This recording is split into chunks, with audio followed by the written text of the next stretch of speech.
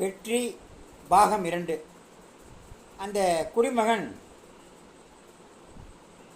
பறக்க வைக்கிறேன் என்று சொன்னதற்கு ராஜா சந்தோஷப்பட்டு செய் என்று சொல்லிவிட்டார். மறுநாள் காலையில் அந்த ராஜா கண் விழித்து பார்த்த பொழுது அந்த கிளி பறந்து கொண்டே இருந்தது. ஆச்சரியம் தாங்கவில்லை ராஜாவுக்கு. எப்படி பறக்க வைத்தாய், என்ன செய்தாய் என்று கேட்டார். அவன், நான் ஒன்றுமே செய்யவில்லை ஐயா, அது ரொம்ப சுலபமான காரியம். மரத்தில் ஏறி அந்த பறவை உட்கார்ந்திருந்த கிளையை வெட்டிவிட்டேன். கீழே விழப்போகிறோம் என்று தெரிந்ததும் அந்த கிளி தட்டு தடுமாறி பறக்க ஆரம்பித்தது, பழகிவிட்டது என்றான்.